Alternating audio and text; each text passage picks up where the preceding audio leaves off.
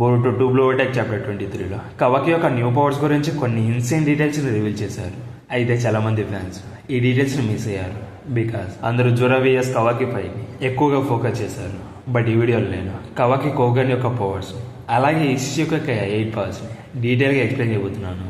అందరూ ఈ వీడియోని లాస్ట్ వరకు చూసి నచ్చితే లైక్, కామెంట్ అండ్ మీ ఫ్రెండ్స్కి కూడా షేర్ చేసి మా ఛానల్కి సపోర్ట్ చేయండి గైస్. ఇక లేట్ చేయకుండా వీడియోని స్టార్ట్ చేద్దాం. ఆముడ ఎప్పుడైతే లిమిటర్స్ను రిమూవ్ చేశాడో అప్పుడే కవాకి యొక్క ట్రూ పవర్స్ అన్లాక్ అయ్యాయి. ఈ పవర్స్ని కవాకి అన్లాక్ చేయడానికి రీజన్ వచ్చి ఈసీసీకి కార్మా అండ్ ఈ కార్మా వచ్చి ఈసీ యొక్క రియల్ ఎసెన్స్ డిఎన్ఏ చాక్ర పవర్స్ అన్ని కార్మాలో స్టోర్ అయ్యి కవాకి బాడీలోకి ట్రాన్స్ఫర్ అయ్యాయి.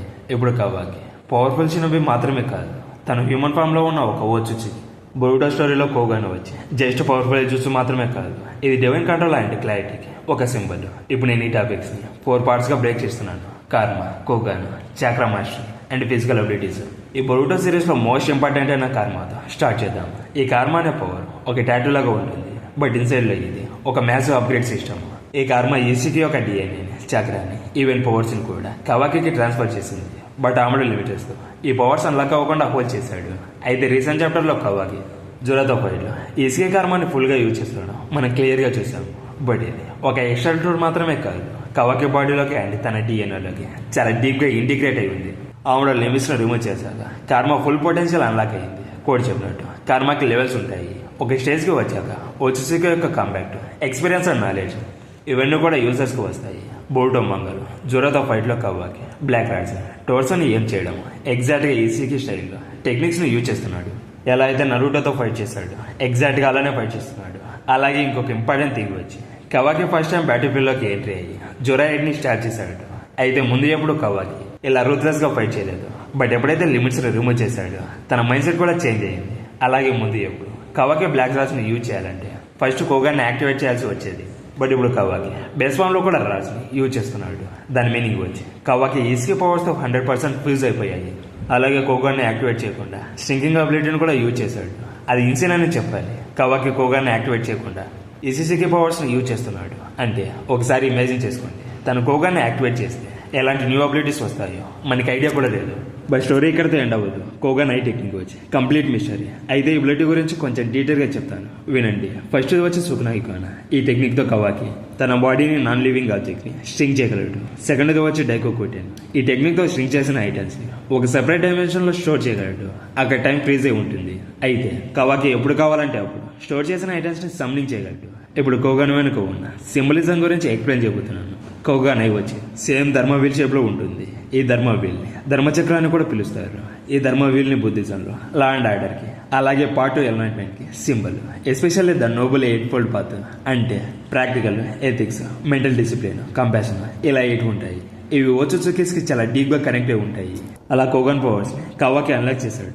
బోరుటో మంగలో కోగాన్ పవర్స్కి చాలా డీప్ మీనింగ్ ఉంది. బుద్ధిస్ట్ అండ్ హిందూ పురాణాస్లో ఉన్న ఈ డివైన్ పవర్స్ని రిప్రజెంట్ చేస్తుంది. దీని గురించి చాలా ఈజీగా చెప్తాను, అసలు మిస్ అవుదండి గైస్. ఫస్ట్ యానిమా అంటే స్ట్రింక్ అవ్వడం అని దాని మీనింగ్. ఈ అబిలిటీతో అటామిక్ లెవెల్ వరకు ఈజీగా స్ట్రింక్ అవుతాడు. ఎగ్జాంపుల్, లంకలో సీతని హనుమంతుడు సెర్చ్ చేస్తూ ఉన్నప్పుడు ఎవరికి కనపడకుండా చాలా చిన్న సైజులోకి స్ట్రింక్ అయ్యి ఇన్విజిబుల్ అయ్యాడు కదా, దాన్ని యానిమా అంటారు. సెకండ్ది మహిమ. ఇది యానిమాకి ఆపోజిట్, బాడీని చాలా పెద్ద సైజ్ ఎన్లార్జ్ చేయడం అని మీనింగ్. ఎగ్జాంపుల్, హనుమంతుడు సీతాదేవిని సెర్చ్ చేయడం కోసం లంకని దాటుకునేటప్పుడు తన బాడీని చాలా పెద్దగా చేసి స్టోన్ నుంచి జంప్ చేశాడు కదా, అది. లేదా విష్ణు అవతారమైన త్రివిక్రమ 3 స్టెప్తో యూనివర్స్ని కవర్ చేశాడు కదా, దాన్నే మహిమ అని అంటారు. ఇక థర్డ్ది గరిమ, బాడీకి వెయిట్ ఇచ్చే పవర్. ఎగ్జాంపుల్, హనుమంతుడు ఓల్డ్ మంకీగా భీమని టచ్ చేశాడు కదా, అదే గరిమ. సేమ్ గోపాల మూవీలో లాగా. ఇక ఫోర్త్ది లగీమ అంటే పర్సన్ యొక్క బాడీ వచ్చి చాలా లైట్గా అయిపోతుంది. దానివల్ల ఆకాశంలోకి ఫ్లై అవ్వడం చాలా ఈజీ అవుతుంది. ఇక ఫిఫ్త్ది వచ్చి ప్రాప్తి అంటే ఒక తిన్నైర్లో నుంచి గిఫ్ట్స్, వెపన్స్ లేదా ఏదైనా ఈన్స్టెంట్గా క్రియేట్ చేయడం. అలాగే గాడ్స్ అండ్ డీమన్స్ ప్రాప్తిని యూజ్ చేసి చాలా టూల్స్ని క్రియేట్ చేశారు. ఇక 6th వచ్చి ప్రకమ్య. Example, teleportation, under water breathing, ఎన్విరాన్మెంట్ని అడాప్ట్ చేసుకుని సర్వే అవ్వడం అని దాని మీనింగ్. నెక్స్ట్ వచ్చి ఇసిత్వ అంటే నేచర్ కంట్రోల్. ఎగ్జాంపుల్, రైన్ని పిలవడం, స్టామ్స్ని క్రియేట్ చేయడం, ఎర్త్ని మూవ్ చేయడం ఇలాంటివన్నీ వస్తాయి. ఇక లాస్ట్ వచ్చి వసిత్వ అంటే పీపుల్స్ని, యానిమల్స్ని, వైల్డ్ క్రియేచర్స్ని ఇలా అందరినీ కంట్రోల్ చేయడం. బట్ ఇంకా డీప్గా వెళ్తే ఈ పాయింట్లో మనం చాలా ఇంట్రెస్టింగ్ కనెక్షన్స్ని అబ్జర్వ్ చేయొచ్చు. ఇక్కడ కవాకి యొక్క పొటెన్షియల్కి షింజుట్సుతో లింక్ ఉంది. అలాగే ఈసీసీకి స్టోరీతో కూడా స్ట్రాంగ్ కనెక్షన్ ఉంది. ఇక్కడ ఈసున్ బోసే అనే స్టోరీ నుంచి ఇన్స్పిరేషన్గా తీసుకుని ఈసీకి క్యారెక్టర్ని క్రియేట్ చేశారు. ఈసున్ బోసే అనే వారియర్ ఒక మ్యాజికల్ హ్యామర్ అండ్ బోల్ని యూజ్ చేసి జైంట్ని డిఫీట్ చేశాడు. ఈసీకి power likes, size manipulation, bowl sealing and dimensional travel అన్నీ కూడా హ్యామర్ అండ్ బోల్ సింబల్ నుంచి ఇన్స్పిరేషన్గా తీసుకున్నవి. ఇక కవాకికి కర్మ వల్లనే స్పేస్ టైం నింజుట్సు కూడా అన్లాక్ అయ్యింది. అలాగే పోర్టల్స్ని ఓపెన్ చేయడం, డైమెన్షన్స్ మధ్య ట్రావెల్ చేయడం కూడా కవాకి మాస్టర్ చేశాడు. అయితే ఈసీకి టచ్లో 8 టోమై సింబల్ ఉంటే బట్ కాగియాకి మాత్రం ఓన్లీ 6 టోమై ఉన్నాయి. అంటే 6%ని రిప్రజెంట్ చేస్తుంది. బట్ ఈసీకి దగ్గర 8 టోమై ఉండడం వల్ల తను యూనిక్ అండ్ పవర్ఫుల్ అని రివీల్ చేశారు. ఇప్పుడు కవాకి కర్మని యాక్టివేట్ చేయకుండా ఆబ్జెక్ట్ సైజ్ని చేంజ్ చేయడము, డైమెన్షన్స్ నుంచి ట్రావెల్ చేయడము, మ్యాటర్ని మ్యానిపులేట్ చేయడము, ఇలా కోగన్ పవర్స్ అన్నింటినీ యూజ్ చేయగలడు. ఇప్పుడు కవాకి బొరుటో లాగా ఫుల్ వచ్చుసుకి అయిపోయాడు. బట్ బొరుటో సిరీస్లో అందరూ మీరు చేసిన పాయింట్ ఒకటి ఉంది. టైం స్కిప్ కంటే ముందు కవాకి తన ఐ టెక్నిక్ని యూజ్ చేసి చాలా టైమ్స్ తన బాడీని స్ట్రింక్ చేశాడు. దానివల్ల తన స్టామినా అండ్ చక్ర మొత్తం డ్రైన్ అయిపోయింది. అయినా కూడా స్ట్రింక్ అయ్యాడు.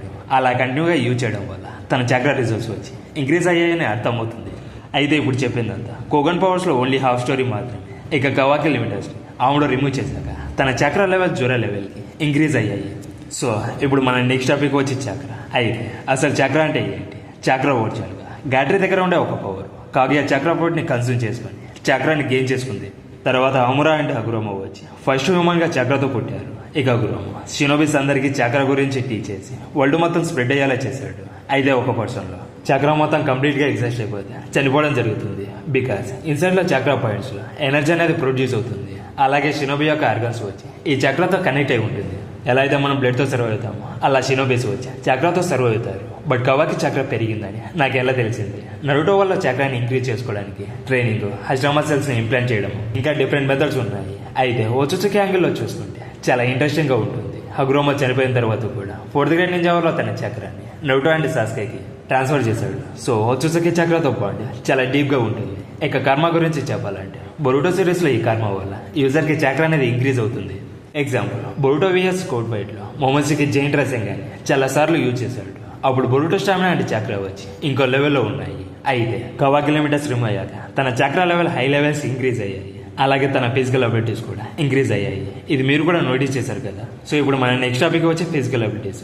ఈసీ యొక్క స్పీడ్, స్ట్రెంత్, రిఫ్లెక్సెస్ ఇవన్నీ ఇంకో లెవెల్లో ఉన్నాయి.